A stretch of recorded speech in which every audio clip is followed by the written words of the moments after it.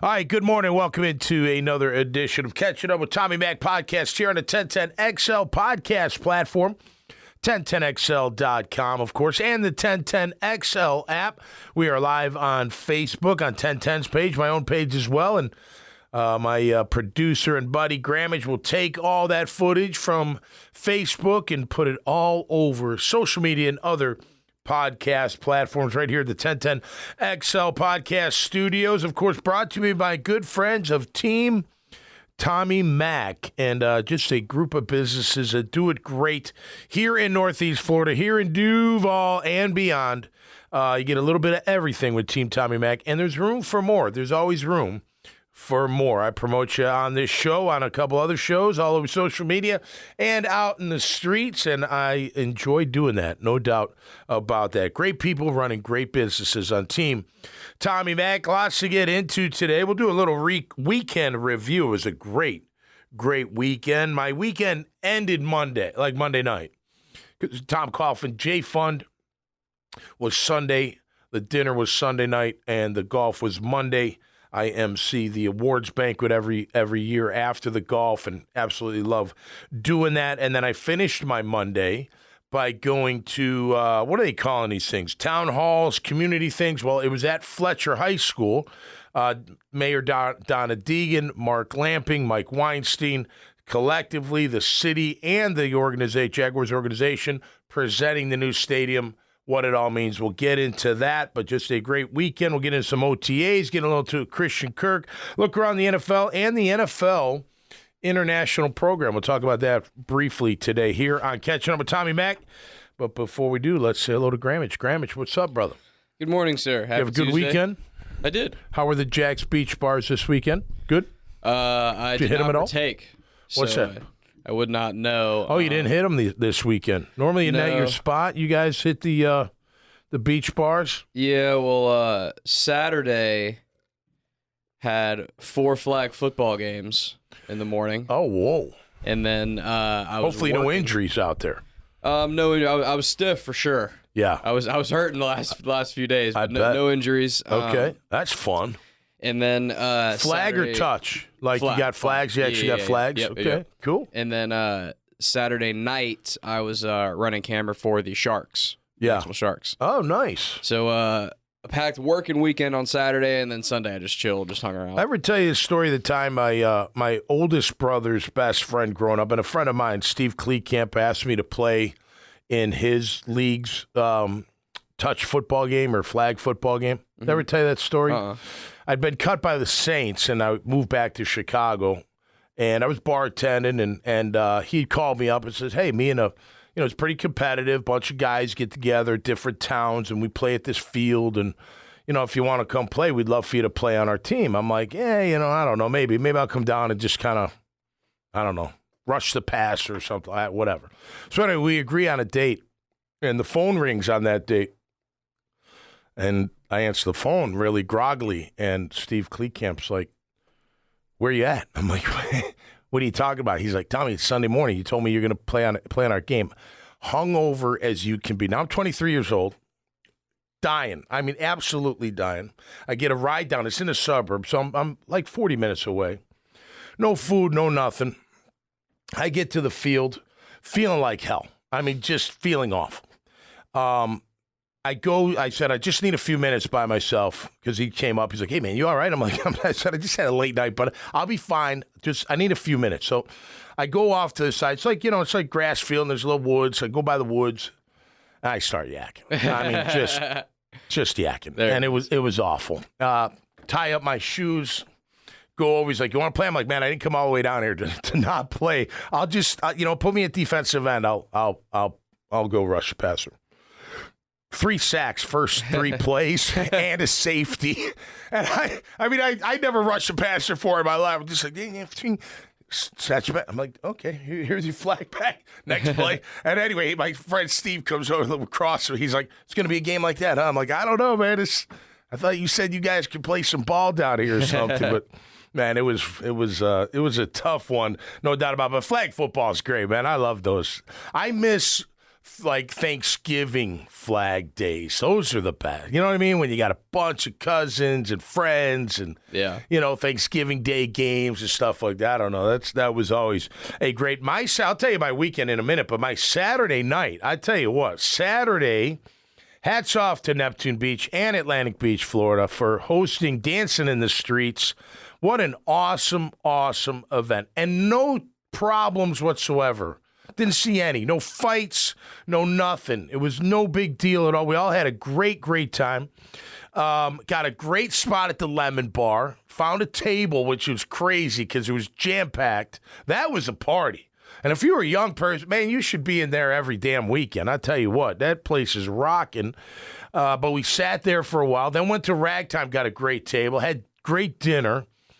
And then the Mosquitoes, the band who performed at our wedding 24 years ago, they were the headliner to close out Dancing in the Streets. So we got a seat up front. And my friend John and Gene and all those boys, they crushed it. It was like 1,000 people out. They were going nuts for them. It was so much fun. Right there, then we get on our bikes and ride home, and we're home by like 11 o'clock. It was absolutely phenomenal, but a great, great Saturday night. Of course, it was the Tom Coughlin J Fund dinner on Sunday night. I always get to bring my beautiful wife and my oldest daughter, Avery, working for Adaptive Jags. You heard me mention them here on Team Tommy Mac. They were handling all the marketing, social media for the J Fund, so that was cool, seeing my daughter there. A lot of people were like, so cool, your daughter's like helping out at the J Fund. Been to every one, of course, the J Fund named after Jay McGillis. Really cool lineup of celebrities. Didn't meet them all or talk to them all. Talked to a few. Troy Aikman was there. Ron Rivera. I got a chance to talk to Ron Rivera, which was cool. And the reason I went up to Ron Rivera is he was a linebacker for the Bears when they won the Super Bowl when I was a sophomore in high school. So I had to go tell him, like, you guys were our heroes, man. You guys were fantastic. It was so cool. He was a cool guy. Really cool guy. Of course, TC and company raised a ton of money, almost $800,000. It was great. It was great. Kevin Hardy was there. Tony Brackens, Kim Alexis, the Sports Illustrated swimsuit model. She was there. Just a good group of people, man. Good group of people for a great cause. And, of course, I enjoy being a small part of it. Dad Bods kicked it off Friday night. We had a great show. Thanks to everybody coming out. And then, like I said, last night I sat at Fletcher. Well, it was early evening, I guess. After the third question on Q&A, I'm like, all right, I'm out of here. Let's, I just wanted to hear it. I kind of knew it, but the numbers get me all swing. Like, there's a lot of numbers throwing me off. But look, at the end of the day, it's a fantastic investment for the city. And I know not everybody's going to be on board for it, but I'll tell you this, whether you like football or not, and I'm sure I'm biased in this statement, I'll say it up front, but the Jags helped with a huge amount of help put Jacksonville on the map. There's no doubt about it. And that's not a slight on Jacksonville. Look, I know natives would say, hey, we survived without them before. We can survive without them again. I understand that sentiment. However, it's one of 32 cities that gets an NFL team. And I know most people that watch this show and watch, 1010, they're sports people, so they want it to happen. It's going to happen. There's no way our Jaguars are leaving Jacksonville. There's no way. There's no way that our mayor, a native, Donna Deegan, an icon in the city for what she's done, especially with her breast cancer foundation, she's not going to let that walk out the door. There's no way. That would be you can't have that on your resume as a first-time mayor. No mayor ever in Jacksonville wants to be the mayor that lost the Jags. That lost the Jags. No, and you shouldn't, because it's going to look, you have to, and I shouldn't say you have to, but this is a lifelong investment. Say 30 years. This is a 30-year investment, and it's going to better our city. And when they get the entertainment section done, it's going to be rocking. It's going to be worth it. And maybe you don't like going down, whatever. You don't go downtown, but this is going to be a destination for people to come. We will get another Super Bowl, whether you want to or not. We will host the draft. We will get even bigger counts. I mean, there'll be more. There'll be bigger bowl games. There'll be Other college games, it'll be massive for the city. What Shad Khan's doing. By the way, I didn't know they were putting an office building next to. I guess I've been paying attention to the Four Seasons that most, if not all, of the organization will move into. Did you know that? I didn't know that. Mm-hmm. Yeah, that's great. That's great. So, look, it is a massive investment. At the end of the day, the mayor said it. She's like, look, we don't want to lose the team. If we don't have a new stadium, they start looking for another city that'll give them the stadium. And I've said this on the show many times. And look, you have to understand. Again, you don't have to. 32 owners make the call. He's got to get 24 votes to do anything. Think about that. He's got to get 2/3 the vote. So, there's a lot of truth to what she's saying because the other owners are going, hey, Shad, come on, man. We all got these brand new stadiums or they're coming. Buffalo and Tennessee are next. And Graham made a great point last Friday about saying, well, they get state funding, no doubt. If we had $500 million in state funding, we wouldn't even be batting an eye over this damn thing. You know what I mean? But it is. It's gonna be tremendous for our city. So I think it's good. I'm glad I went. I'm glad I learned a little bit about it. There wasn't much resistance from the crowd. They seemed pretty happy about it. It's going to cost money, but good things cost. They do. School costs money. High education costs. A lot of things. You want a nice house, costs money. You want a nice car, costs money. Things cost money. Grocery shopping costs money. I go all the time, right? It just does. So. Well, and you got to spend money to make money, too. You got to spend money, make money. Good call. You're right. And you got to look, I envision this city. Think about, and I'm talking downtown. And that's the only piece it's not even missing, but missing. Like our surrounding areas are top notch. There's nothing wrong with where I love Neptune Beach. Kidding me? I hope I never have to leave Neptune Beach. Atlantic Beach, the beaches, Riverside, Fleming Island out in the water, Arlington in the water. There's so many beautiful pockets of neighborhoods. Springfield, Murray Hill's coming up. There's a lot of different pockets that you're like, yeah, the surrounding areas are phenomenal. But what isn't phenomenal? Downtown's not phenomenal. And again, I'm gonna say it again. When we have our jail on Bay Street overlooking the river, that's as podunk as you can get. You got to move the jail.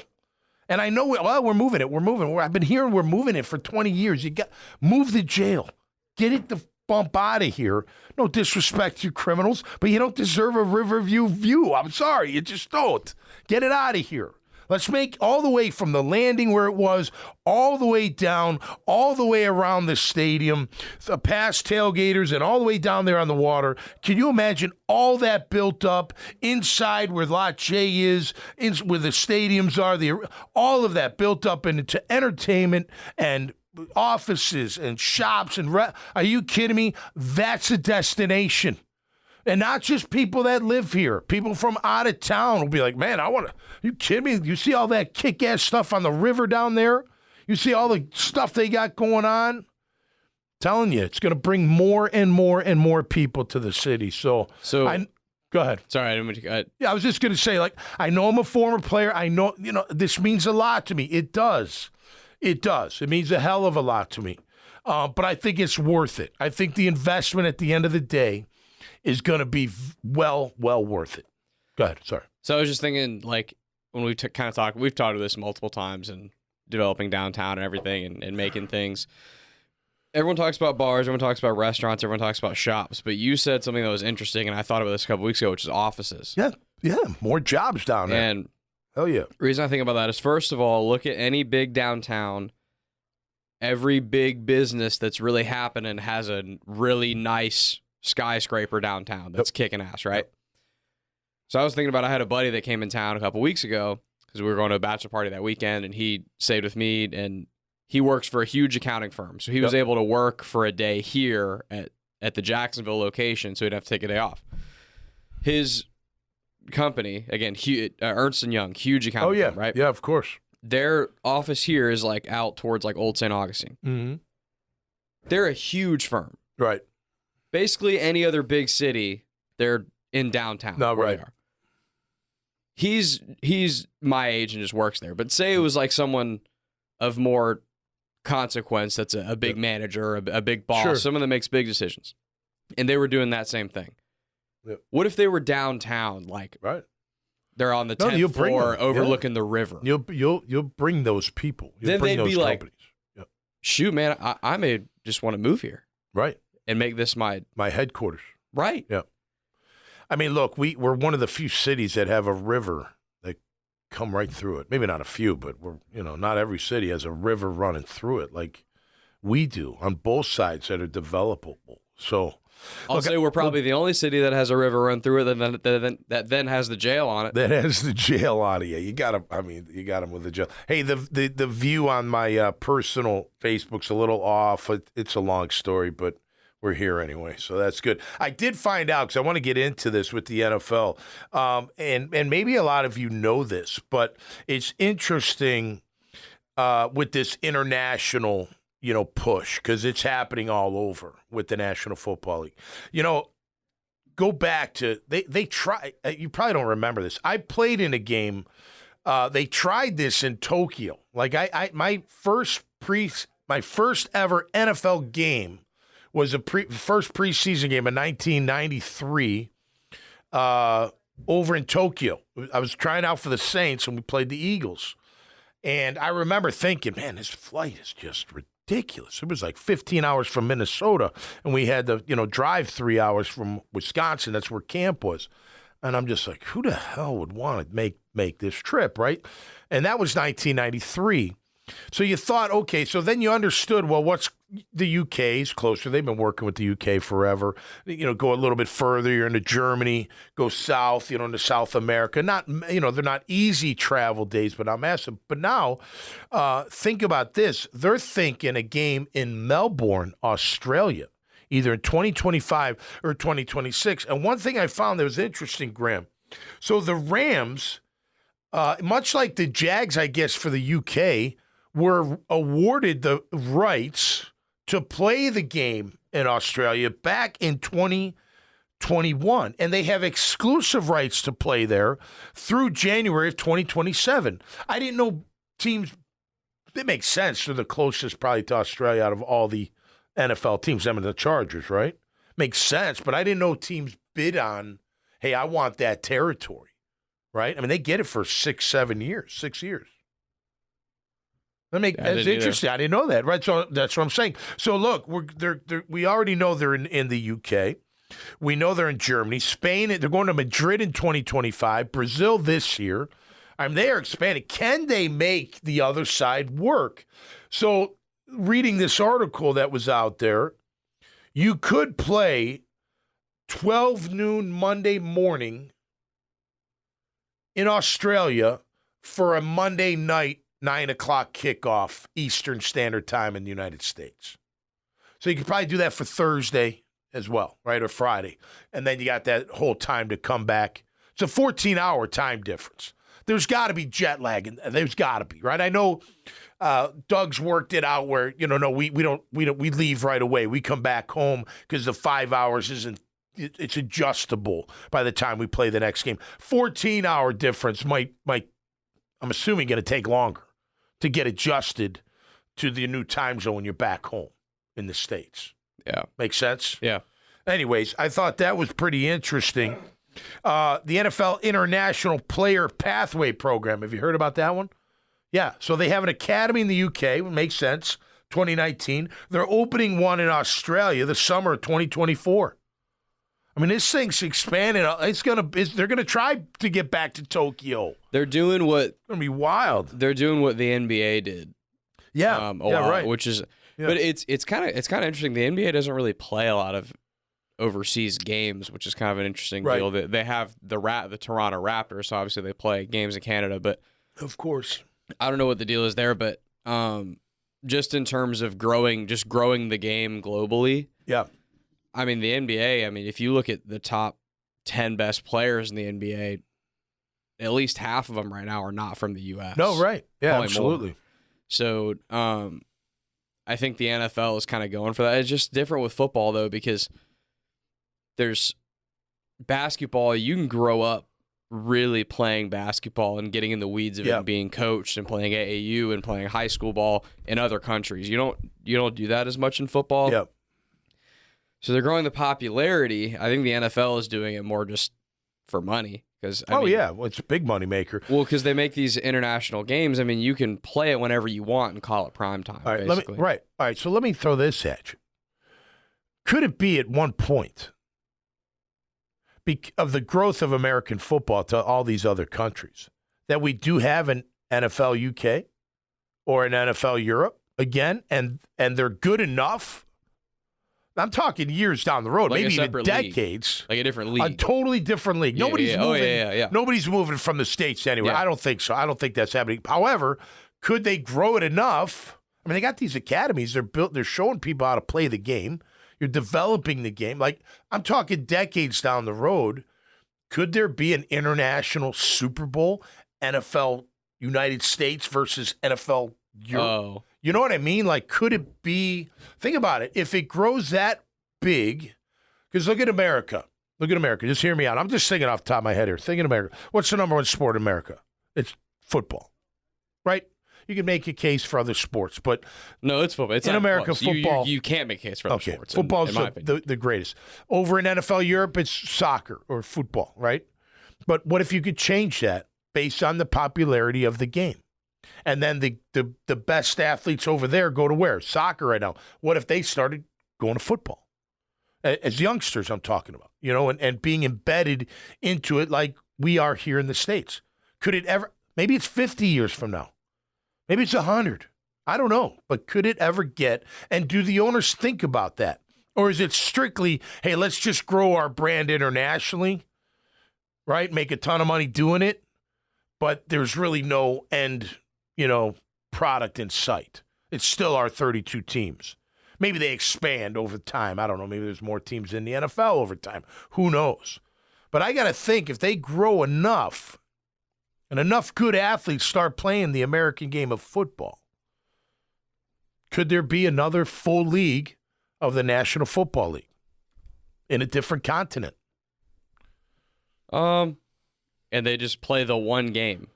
No, they have their own league. Whoever wins that league plays the winner of the NFL United States. The cross game, the Super Bowl is just one game. International, I don't know. But like right now, the Super Bowl is the AFC, NFC. Yeah, like the Olympics, but with American football. Right. But not so many countries, obviously. But like what I'm saying is like the Super Bowl is an AFC team versus an NFC team. AFC and NFC teams play each other throughout the year. Right. So these two teams these two leagues would never play each other. No.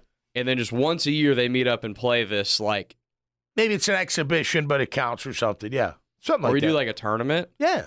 And make it really Olympic style. What if it was like Olympics? What if you had NFL Europe, NFL Brazil, NFL Spain? I mean, just think. I mean, this is way out there, and it would take a long time to get those athletes to be good enough to compete against the National Football League. I think although that basketball player thinks they can, I'll play NFL. Yeah.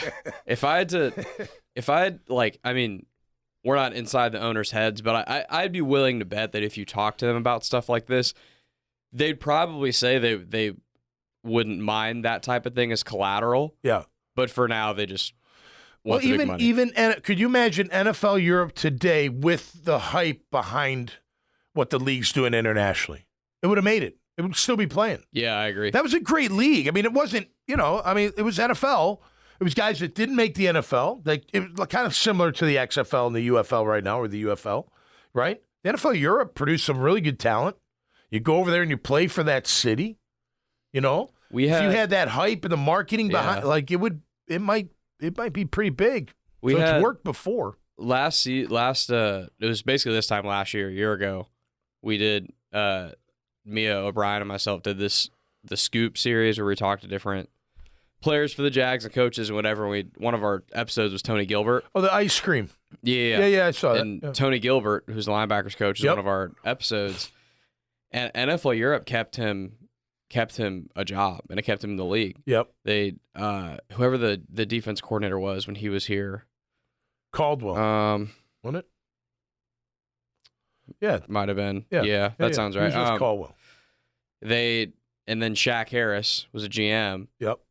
they came to him. They said, "Hey Tony, like, look, like, I know you probably don't want to go. I know it's a lot, like whatever, but you go, you bust your ass. You be the best player there. Yep. You be the lead. Like the other guys are gonna be wanting to go out and stuff. Don't do like be the best player on that team. Kick ass. Yep. And you're gonna still have a job in the NFL. Like, and so he did. Right. He said he went there, he did everything, Yeah. came back, and he was able to prolong his career and play a lot longer in the NFL because of it. I thought those attendances were pretty good back in the NFL Europe. You know, remember, Frankfurt was big, right? They had a big team. Barcelona had a good team. Can I tell you my only memory of NFL Europe? Well, yeah. How old were you? Were you even young? What are you, 24? I'm 26. 26?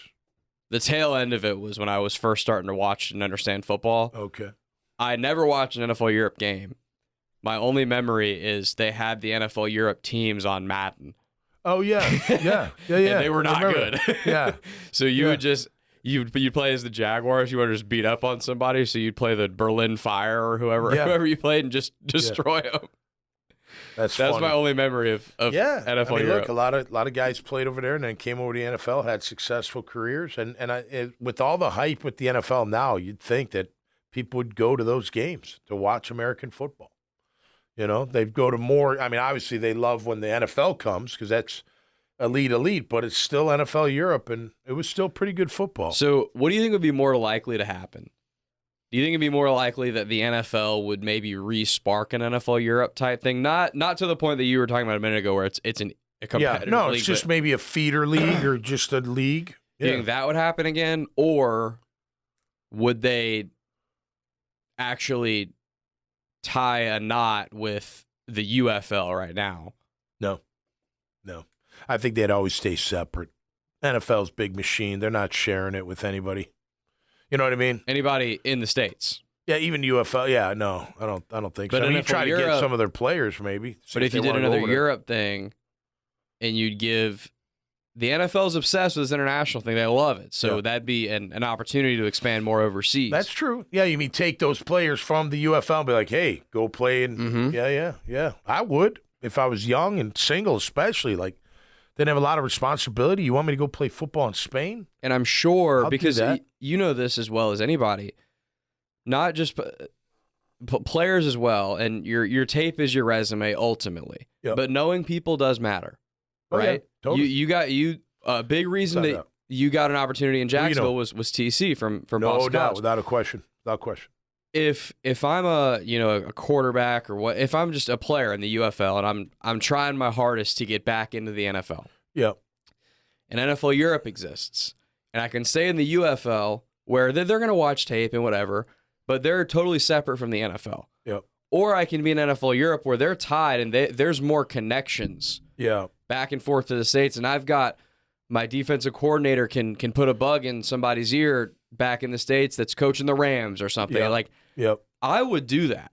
To your point, too, especially if you're single and don't have kids. That obviously throws a wrench in things. But you could always. I mean, you bring them with you too. I mean, it's not like what an experience that would be. But no, I do think I think that they would resurrect NFL Europe. They had it. Why not just bring it back? You got all the hype. You're in there anyway. You're in some of the cities already. You know what I mean? And I think with how much easier it is to stream games now, and how much easier, like how much more cost effective it is to stream games, and how many more options there are to put it on a platform. Are you kidding me? They'd love it. You'd easily get a TV deal. Easy. And a better deal than the UFL probably gets, I bet. Yeah, because you're the NFL. Because it's the NFL. Yeah. You keep that title.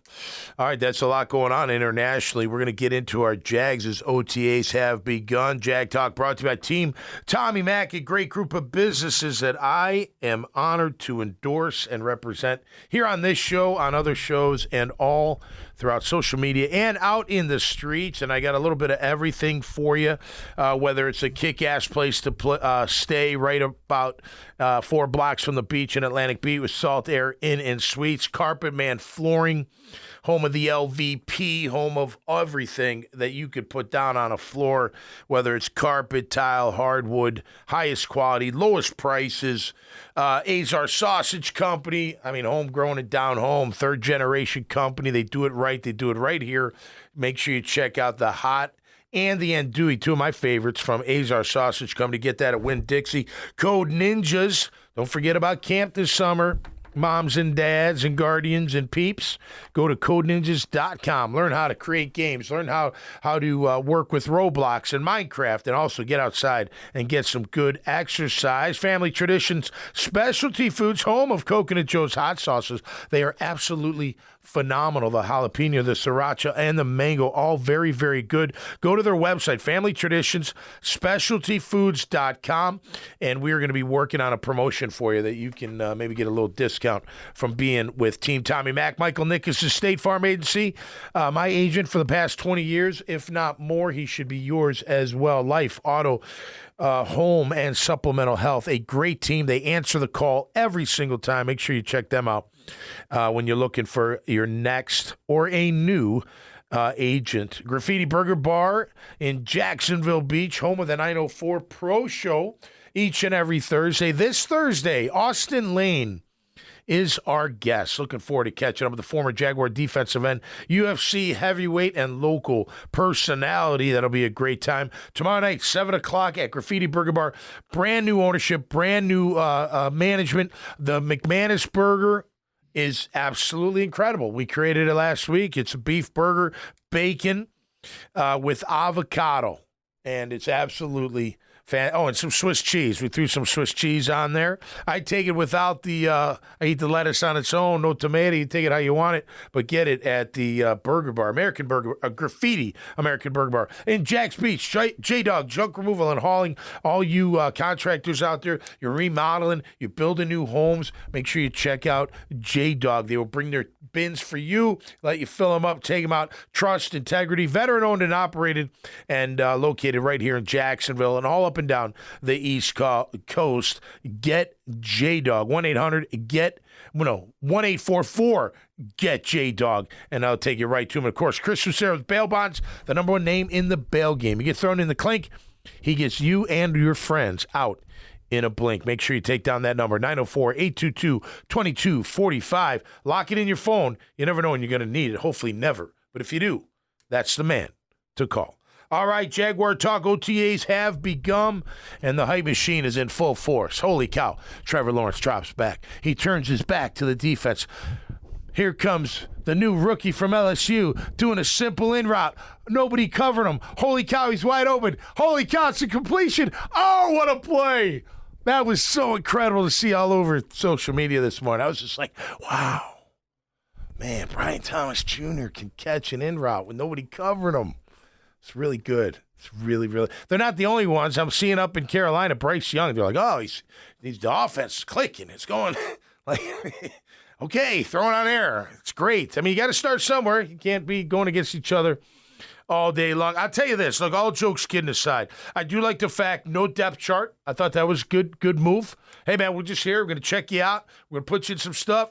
We're going to work on technique, put you in some situations, see if you can handle it mentally, physically, all of that. So I like that. And I think I did see a little conditioning. And I tell you what, I know conditioning sucks. It sucks. I hated it too. But it builds mental toughness. It builds mental toughness. And when you do it this early and you keep doing it throughout, you don't have to kill them.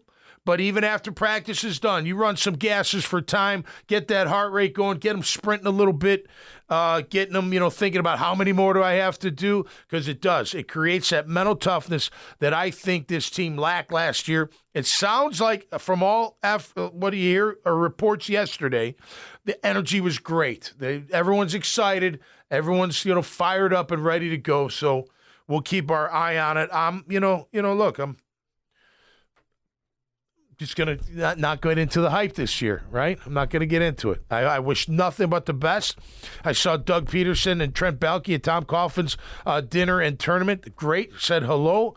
Wish them nothing but the best. Want the team to kick ass. I got them at 10 wins, making the playoffs. I don't really care if they have 12. I don't care if they have 9. Just get into the show and let's see if you can make anything happen. I think that's the goal each and every year. Of course, guys are going to look good out there. You should. You're big-time athletes. You're not really going against anybody yet, but it's time to get in shape. It's time to work on those mental toughness aspects. Look, the weight room, a big believer in the weight room to build mental toughness, because even today, there's time. I don't want to do that extra set or that last set, but I make myself do it because it's better for me. Maybe not at my age of 53, almost 54, but at that age, getting ready to play in an NFL season, it's good for him. No doubt about that, but that should be, to me, just every day. You got to condition and you got to lift and build that mental toughness for this team. Look, I have always said it all throughout last year, Grammage. It wasn't talent for me. It never was last year. They had plenty of talent to get into the playoffs. They did. It wasn't talent. It was all mental. So we got to fix that. Christian Kirk, I'll wrap it up with this because Christian Kirk had some interesting comments I found recently saying he's ready to wake some people up and remind them the player I am. We don't need no reminding, Captain Kirk. You are a total stud player. You fit great in as a slot. You've played outside. You're a go-to guy. I know everybody talked about Trevor's injuries, and rightfully so, but you missed in the last 5 games hurt this offense, no question about that. So, you don't got to remind me anything. I know you're a great player. I'm looking forward to seeing you healthy, and they need you. They need you big time, man. They need you to be healthy all year long and produce all year long.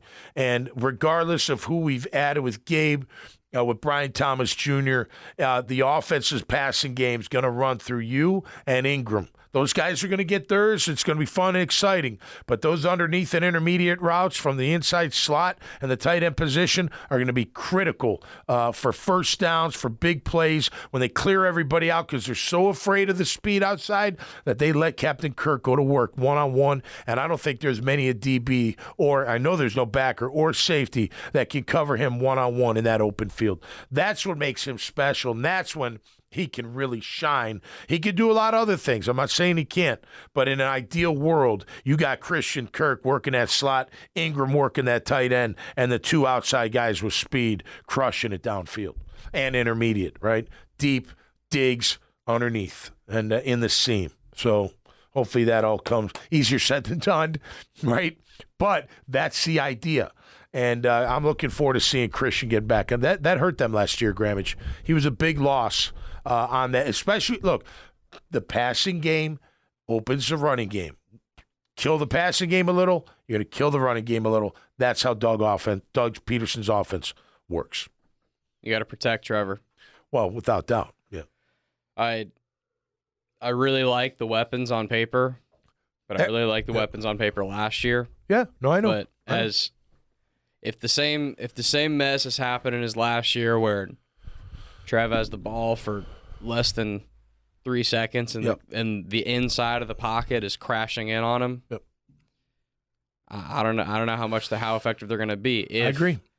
If they're building a better wall that's protecting him and then moving some bodies in the run game, and ETN is up above 4 yards a carry again, and then all of a sudden Christian Kirk's going to be unstoppable. Evan Ingram's going to be unstoppable. Brian Thomas is going to make big plays.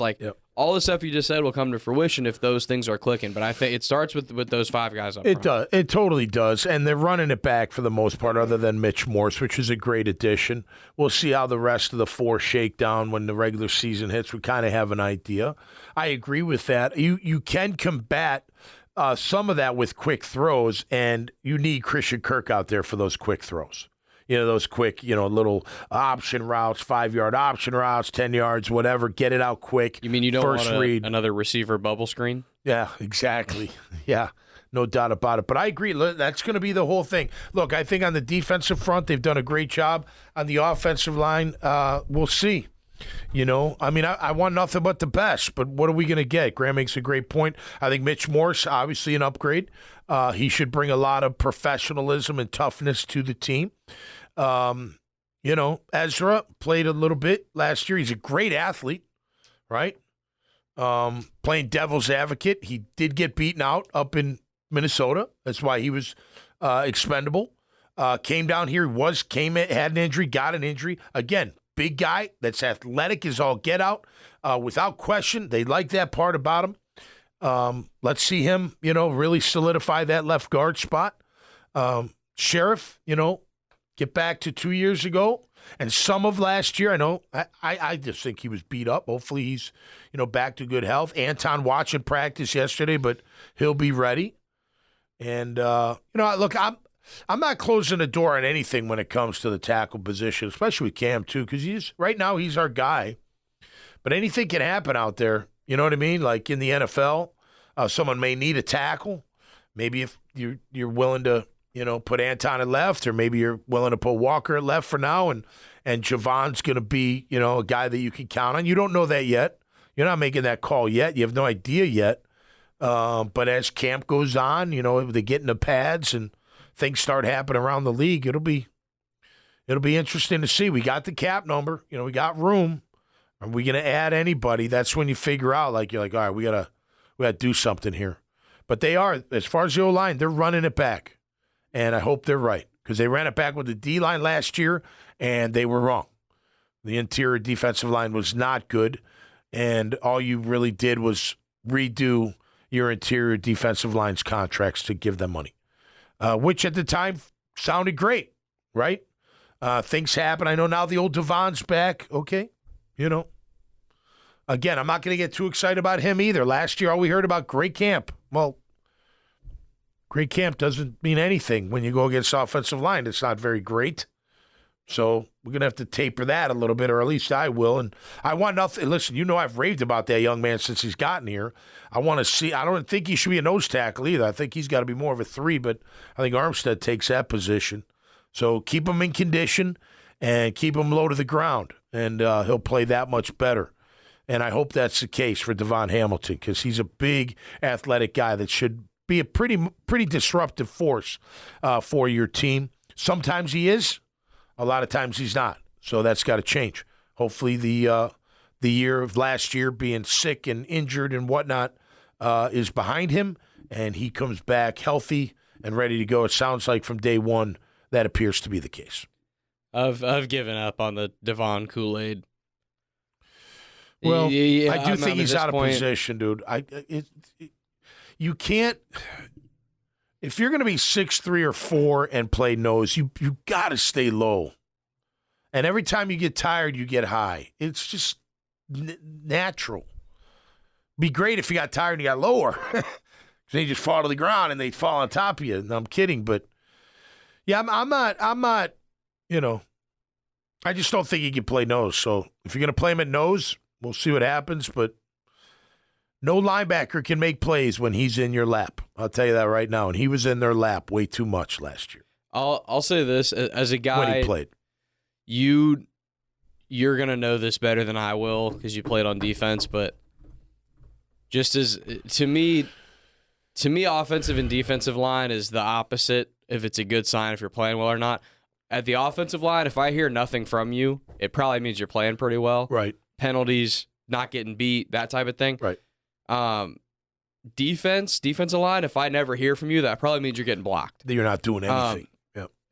His entire time he's been here, it's been really few and far between, man, that I've ever been watching a Jaguar game and even mentioned Devon Hamilton's name. Yeah. It doesn't happen a lot. Yeah. And he's in the interior, so it's a little bit different from an edge rusher. Yeah, no, I know what you're saying. I agree with that. I honestly, and he's been here since what, 2019 now or 2020? I think Urban drafted him, didn't he? He was before Urban, I'm pretty sure. Was he? He was. Well, he came out. That's right. He came out with Boza. So whenever Boza was coming, I think he was in the C.J. Henderson, Caleb Chase draft. I believe. I think you're right. Which is the 2019. Listen, draft, that's fair. He's disappeared season. A lot. Well, I just like it, but I don't even know if it's should be a lot better. I don't even know if it's a disappearing because Josh Allen. Because we've seen a Josh Allen have a 3-sack game or whatever. So when you don't hear from him, that's disappearing. With Devon, I just don't know that he's that player. Yeah. I think that's just who he is.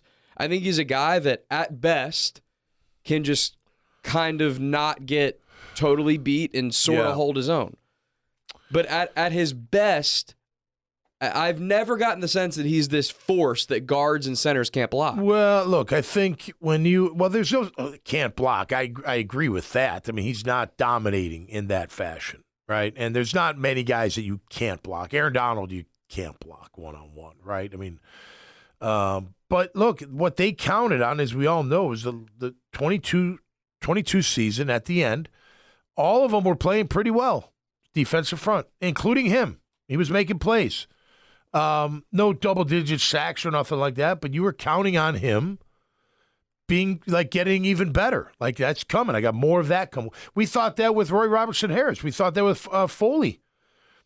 He was supposed to be the number one free agent draft or pick the year that he came to us. He doesn't never stay healthy. He doesn't get talked about enough as like one of the most disappointing Jags free agent signings ever. Man, the injuries sucked, right? They're part of it, but sure, but that matters. It's part of the mix, right? You know, that was a big disappointment. The other team's not gonna... he'll go to the Houston Texans and get healthy and kick our ass. You know what I mean? He'll be like, where was that when you were playing? On occasion he gave it. That'd be a tough But anyway, that's what they were counting on. So, devil's advocate for the Jags making that move with Devon. What are they thinking now? Hey, let's get them back to that. Let's get them back to that. If we can get them back to the end of 22 consistently, we'll take it. And then he's worth the money. He may not be a dominant force. He may not get, 5, 6, 7, 8 sacks, right? But he'll be good for us. I mean, look, I tell you what, it's funny how as bad as that interior D-line was, as bad as they were, we still were really good on third down as a unit. Like, wicked good. Like, top 10. It creeped up towards the end, but we were in that 33, 35% range on defense. So somebody was doing something. They may not have got the stats. That doesn't happen, if you don't got guys making plays up front. Now, I agree with you. They underperformed last year. But that's what they're thinking. Devon's going to get back. Roy Robertson-Harris. Because Roy he's sporadic too. He'll play great, and then you won't hear his name, and then he'll play great. And then, it's kind of been their whole team.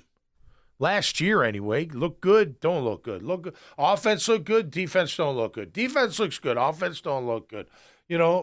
Up and down, it was all year. Even when they were 8-3, we were like kind of a weird 8-3. Like, you know what that means? That means your football team is average. Yeah. That's what it means. Yeah. Because it's not very good. Watch any game you want, any given Sunday. 80 to 85% of teams probably in the NFL have weeks like that all the time. Yeah. Where one week their offense looks phenomenal, the defense looks awful, and the next week it's the opposite. And as a fan, you're going, what in the world? The offense was so good last week, and now the defense picked it up. And it's because every game has a flow and a pace and a way that's being played. Some games are offensive games. Yep. Some games are defensive struggles. Like it's like the Monday night game against the Bengals. That was an offensive football game. Well, both offenses we never were touched their QB. Right, but both offenses were marching up and down the field. Yeah. Correct. But a good defense, a good to an elite defense, versus an average defense like we had, would have had a premier corner or something get a pick six, make a play, and change the game. Right. Yeah. Our premier corner got cooked by Jamar Chase for an 80-yard touchdown. Yeah, you know what I mean? Like, and that's the point. Like, versus other games where maybe the weather's bad or it's hot outside for whatever reason, it's a defensive game, and the offense, a Patrick Mahomes-led offense, figures it out at the end, and pulls it out. Yep. You get what I'm saying? Like, it's just I do, but that's the difference. It's clutch is what it comes down to. Yeah, exactly. Clutch 100%. 100%. Right? A team because KC record-wise didn't have the best year last year, but they got hot when they got hot, and then they know how to win, and then they took it all the way to the Super Bowl title. Right? They find the way to win is what you're saying. But, hey, think about this.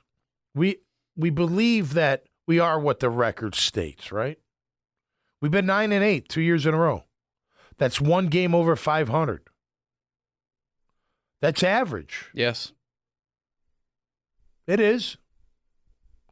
So 10-7, get in. That's a great thing about the playoffs. Get in, and then anything can happen, in my opinion. And that's the goal. So 10 wins gets you in. I think it's going to be a tough year. But I think they win. I think they win more than they lose. It's all, I'm telling you right now, if they get the attitude right, if they set the tone now, and it can carry them through about being a physical, mentally tough football, emotionally tough football team, they'll have a good year.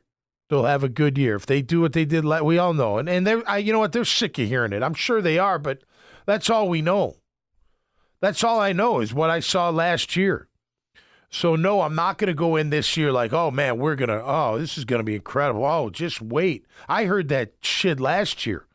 I won't tell you who said it, but I had a media member come up to me during camp last year and say, Tommy, what do you think? Do you think this receiving core is going to be better than Jimmy and Keenan? And I looked at him. I was like, are you out of your effing mind? Like, they haven't even taken a snappy. Jimmy and Keenan, they're better than Jimmy and Keenan.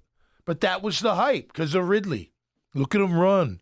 Look how fast he is. Look how fast he runs his routes. Holy cow. We're going to set records. We're going to do all this stuff. Everybody was kissing his ass. It was so nauseating. And then it wasn't working. Then it didn't work. We all know the ending of the story. So forgive me if I'm not going to be a part of the hype machine this year. I'll try not to combat it, but it does bother me. I got to be perfectly honest with you. It bothers me because we learned our lesson last year.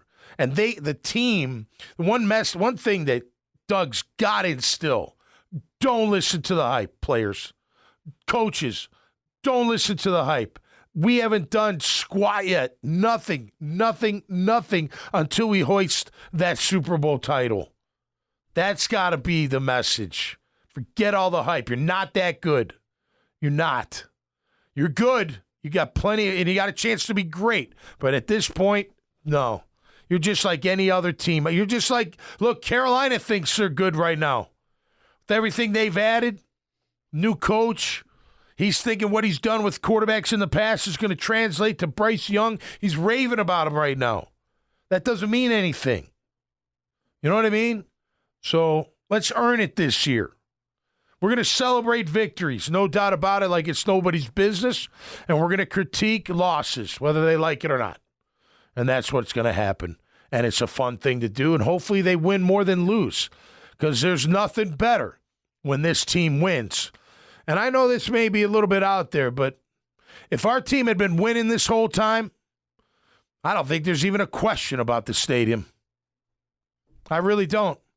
If we were a perennial playoff or, we'd get there more so than not, if we were that kind of franchise, that kind of organization, that kind of winning team, if 2017 rolled into 2018, 2019, okay, maybe 2020 we missed, but we're back, you know what I mean? If we had that kind of stretch, I don't think anybody in the world would even bat an eye at getting a $2 billion, $1 billion stadium.